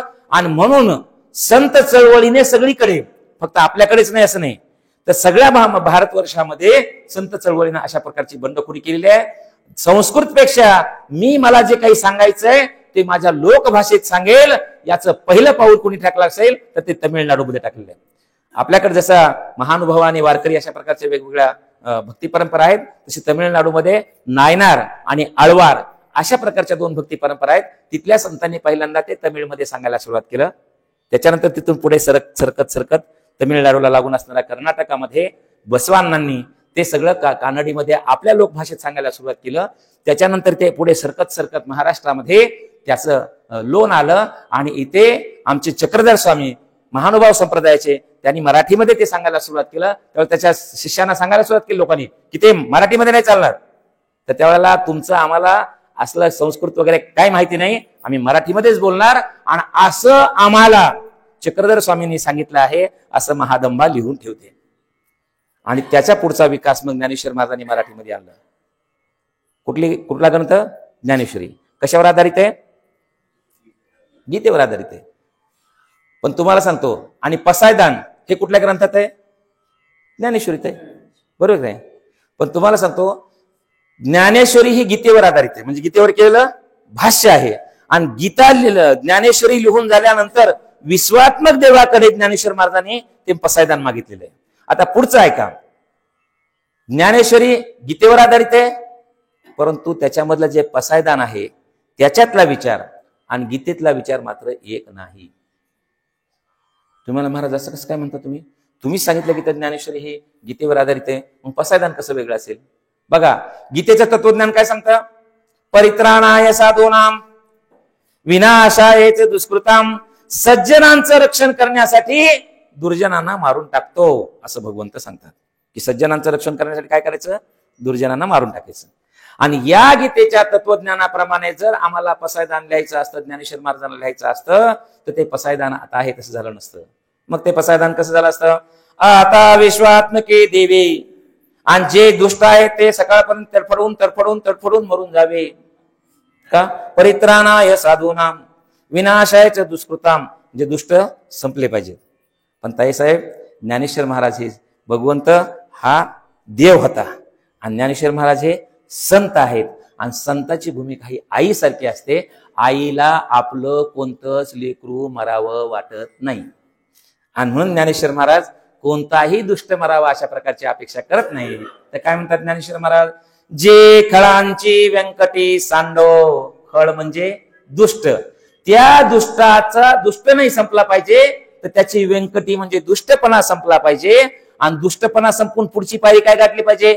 तया सत्कर्मी रती वाढो.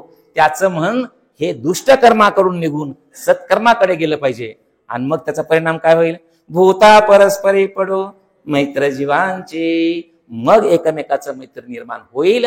अशा प्रकारे अभिव्यक्त होण्याचं माध्यम मराठीमध्ये ज्ञानेश्वर महाराजांनी आणि नामदेव महाराजांनी सुरू केलं. ज्ञानेश्वर महाराजांनी मराठीमध्ये गीता आणली, आणि म्हणून त्याला कवी बी बंडखोर म्हणतात. काय म्हणतात कवी बी? त्या बड्या बंडवाल्यात ज्ञानेश्वर माने पहिला, म्हणून त्याला ज्ञानेश्वर महाराज ते बंडखोर म्हणतात. आणि नामदेव महाराजांच्या पुढचं पाऊल टाकलं. काय पाऊल टाकलं? की नामदेव महाराजांनी फक्त भाषांतर केलं नाही, तर अभंग नावाचा एक काव्य प्रकार निर्माण केला, आणि त्या काव्य प्रकारामधून आपल्या वेगवेगळ्या जातीतल्या 24 संतांना आपलं मत व्यक्त करण्याचं, अभिव्यक्त होण्याचं माध्यम उपलब्ध करून दिलं. आणि मग त्यावेळेचे सगळे संत लिहून ठेवू लागले आणि आपल्या व्यथा वेदना मांडू लागले. बघा, आता बडव्यांना हटवलं. कुठून? पंढरपूरमधून. पंढरपूरमधून बडव्यांना हटवल्यानंतर मोठा गोंधळ झाला. ती न्यायालयाने लढा 40 वर्ष राहिला. अखेर त्यांना हटवल्या दिवशी चर्चा सुरू झाली, डिबेट सुरू झाली टीव्हीवर. मी मुंबईच्या स्टुडिओमध्ये होतो, सदानंद मोरे सर पुण्यातून होते, भारत पाटणकर साहेब तिकडून होते, आणि पंढरपुरामधून एक बडवे होते, आणि ते सांगत होते की वारकऱ्यांना कधी बडव्याने त्रास दिला नाही, पण द्वेषानं, अत्यंत वाईटपणानं आम्हाला बडव्यांना आमच्या अधिकारापासून त्या ठिकाणी दूर केलेला आहे. आणि जर बडव्यांनी कुणाला त्रास दिला असेल तर त्याचा पुरावा द्यावा, तो लेखी पुरावा असला पाहिजे, असं तुम्ही म्हणतात म्हणून आम्ही मान्य करणार नाही. त्यांचं झालं आव्हान देऊन. दुसऱ्याकडे काहीतरी अंकाने प्रश्न विचारला, त्यांनी त्याचं काय उत्तर द्यायचं दिलं. मग पाटणकर साहेबाला काय विचारलं, त्यांनी त्याचं काय उत्तर द्यायचं दिलं. चौथ्यांदा माझ्याकडे आलं आणि मला काहीतरी दुसराच प्रश्न विचारला होता. पण मी म्हणालो की तिकडे आमच्या बडवे महाराजांनी एक आव्हान दिलेलं आहे की वारकऱ्यांना बडव्यांनी कधीच त्रास दिलेला नाही आणि त्याच्यामुळे आमचा अधिकार हिरावून घेतलेला आहे, आमच्यावर अन्याय केला आहे. आणि जर बडव्यांनी त्रास दिलेला आहे, बडव्यांनी त्रास दिलेला आहे असा एखादा लेखी पुरावा असेल तर द्यावा, असं ते म्हणतात. तर माझ्याकडे एक लेखी पुरावा आहे. लगेच ते म्हणलं, काय काय काय काय काय पुरावा तुमच्याकडे? मी म्हणलं सांगतो, लेखी पुरावा आहे सांगतो. आणि म्हणलं खरं तर बडव्यांनी हजारो वर्ष वारकऱ्यांना त्रास दिला असला पाहिजे, पण मी हजारो वर्ष म्हणणार नाही. मग म्हणलं मी 700 वर्षापूर्वी म्हणणार आहे की 700 वर्षापूर्वी बडवे वारकऱ्यांना त्रास देत होते. लगेच ते अजून तिकडून उसळले, काय काय काय पुरावा? म्हणलं 700 वर्षापूर्वी चोखोबा महाराज लिहून ठेवतात पुरावा की चोखोबा महाराजांना बडव्यांनी कसं मारलं म्हणून. चोखोबा महाराजांचा अभंग आहे.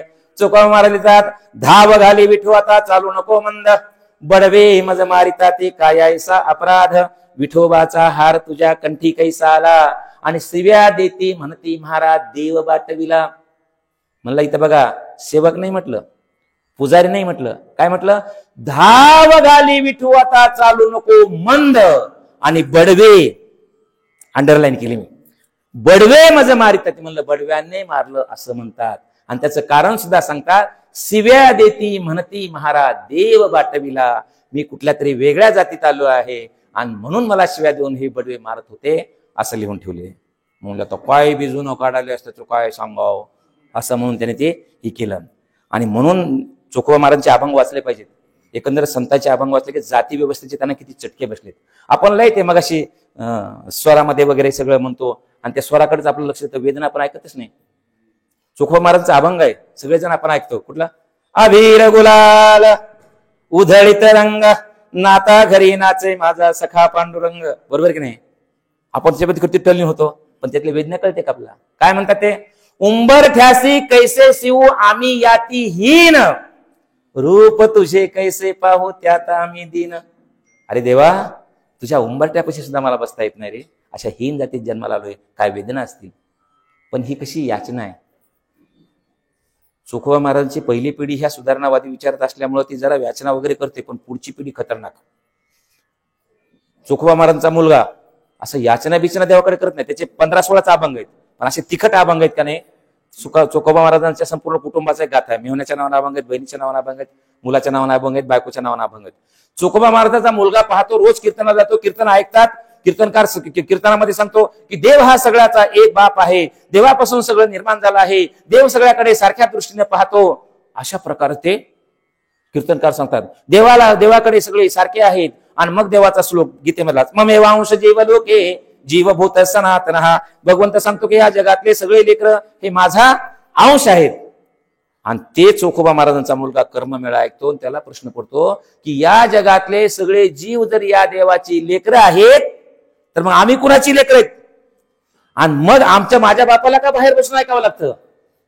कीर्तन झाल्यानंतर मध्ये पंक्ती बसतात आणि पंक्ती बसल्यानंतर त्या पंक्ती जेवून झाल्यानंतर जे उष्टी पत्रवळ्या राहतात त्या उष्ट्या पत्रवळ्या बाहेर फेकून दिल्यानंतर त्याच्यावरच खरकट गोळा करून आम्हाला जगावं लागतं. आणि मग आम्ही कुणाची लेकरं आहेत? असं पक्षपातीपणे वागल्याबद्दल कर्ममेळा देवाची प्रश्न नाही विचारत की असं का देवा वागतो म्हणून, तर कर्ममेळा देवाची लाज काढतो. काय म्हणतो कर्ममेळा? आमुची केली हीन याती, तुझं ना कळे श्रीपती, जन्म गेला उष्टे खाता, आणि लाज नाही तुझ्या चित्ता, तुला लाज कशी वाटत नाही, असा सांगणारा आमचा खतरनाक कर्ममेळा आहे. आणि म्हणून या वारकरी संप्रदायाने आपल्याला अभिव्यक्त होण्याचं माध्यम उपलब्ध करून दिलं. त्याच्या अगोदर ते नव्हतं. सोयराबाईचा पण अभंग आहे. आता महिलांनी 5 दिवस कुठं बसावं, कसं राहावं, पूजा करावी की नाही, स्वयंपाक करावी की नाही सांगितलं जातं. 700 वर्षापूर्वी सोयराबाई लिहून ठेवते की जर विटाळच नसता तर तुमचा जन्म कुठून झाला असता. विठाळा वाचवणी उत्पत्तीचे स्थान, ऐसे द्या सांगून मज लागी. म्हणजे एवढा विद्रोह हा वारकरी संत परंपरेमध्ये अशा प्रकारचा भरलेला आहे. म्हणजे अभिव्यक्ती स्वातंत्र्य आणि बंधुत्व सांगून थांबणार आहे. काय बंधुत्व आहे? विश्वरत्न महामानव डॉक्टर बाबासाहेब आंबेडकर संविधान सभेच्या शेवटच्या सभेमध्ये बंधुत्व हे मूल्य मी का समाविष्ट केलेलं आहे हे सांगताना म्हणतात की समता आणि स्वातंत्र्य लोकांपर्यंत पोहोचवण्यासाठी जर मला प्रत्येक ठिकाणी दंडुका घेऊन पोलिसांना उभं करावं लागलं तर ते खरं स्वातंत्र्य असणार नाही, ते खरं बंधुत्व असणार नाही. ज्या वेळेला लोकांच्या मनामध्ये एकमेकाविषयीचा प्रेमभाव निर्माण होईल आणि लोक एकमेकाच्या माणूसपणाचा सन्मान करतील, ते खरं बंधुत्व असेल, ते खरं समता असेल, स्वातंत्र्य असेल. म्हणून लोकांच्या मनामध्ये बंधुत्व निर्माण झालं पाहिजे. आणि या बंधुत्वाची शिकवण बंधुत्वाचा उत्कृष्ट आविष्कार जर आपल्याला पाहायचा असेल तर तुम्हाला पंढरीच्या वारीमध्ये पाहायला मिळेल. पोलिसांच्या हस्तक्षेपाशिवाय एकमेकाच्या माणूसपणाचा सन्मान करण्याची भूमिका आपल्याला पंढरपूरच्या वारीमध्ये दिसते. बघा, मी मुंबईमध्ये राहतो आणि मुंबईमध्ये एक सण फार मोठ्या प्रमाणात साजरा केला जातो. गेल्या महिन्यातला 31 तारीख 31st. बघा, 31st साजरा करण्यासाठी, न्यू इयर साजरा करण्यासाठी मुंबईच्या Girgaon, Juhu, gate of India या चौपाट्यावर 5-25 मुलं आणि 5-25 मुली एकत्र येतात. 11-11:30 वाजता येतात, 12:30 वाजता आपल्या घराकडे निघतात. 1-1.5 तास 10-12 हजार मुलं मुली एकत्र येतात. तर सकाळपर्यंत जवळच्या पोलीस स्टेशनमध्ये 200 ते 300 तक्रारी दाखल होतात की त्याने माझ्याकडे चुकीच्या नजरेने पाहिलं, त्याने मला चुकीचा इशारा केला, त्याने मला चुकीच्या जागेवर स्पर्श केला. अशा प्रकारच्या 1.5 तासामध्ये 200-300 तक्रारी दाखल होतात. पण 22 दिवसाचा प्रवास आहे, 2 लाख स्त्रिया आहेत, 2 लाख पुरुष आहेत, उघड्यावर आंघोळ करतात, तरी माझ्या एकाही माईची, माझ्या एकाही ताईची, माझ्या एकाही भगिनीची तक्रार नसते की माझ्याकडे कोणी चुकीच्या नजरेने पाहिलेलं नाही. पोलीस असतात पण पोलिसांना कधी हस्तक्षेप करावा लागत नाही. ही बंधुत्वाची शिकवण आहे. आणि ही कुठून मिळाली? भोता परस्परे पडो मैत्र जीवांचे. आणि तुकाराम महाराज पूजेचे टेक्निक आम्हाला सांगतात, ते टेक्निक सांगून थांबणार आहे. तुकाराम महाराज म्हणतात पूजेचं तंत्र आहे. काय तंत्र आहे? वर्म आहे. काय वर्म आहे? कोणाही जीवाचा नघडो मत्सर, वर्म सर्वेश्वर पूजनाचे. तुकाराम महाराज म्हणतात तुम्हाला पूजा करायची ना तर एकच करा, कुणाचाही मत्सर करू नका. हीच खरी पूजा आहे. आणि हे काय म्हणतात? वर्म. वर्म म्हणजे टेक्निक. कुणाचं पूजेचं आहे? सर्वेश्वर. इथे विष्णू नाही म्हटलं, इथे महादेव नाही म्हटलं, इथे अल्ला नाही म्हटलं, इथे ईश्वर नाही म्हटलं. काय म्हटलंय?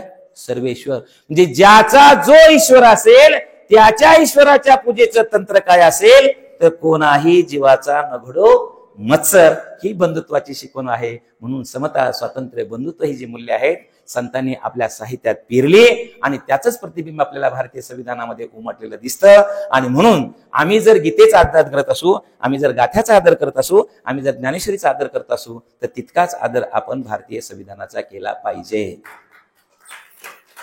आणि शेवटचं एक आव्हान करणार आहे, जर आमच्या संतांनी हे सांगितलं असेल तर एकच करा. उद्यापासून कोणाचाही जातीवरून, कोणाचाही धर्मावरून, कोणाचाही पंथावरून किंवाचाही प्रांतावरून भेदभाव करू नका.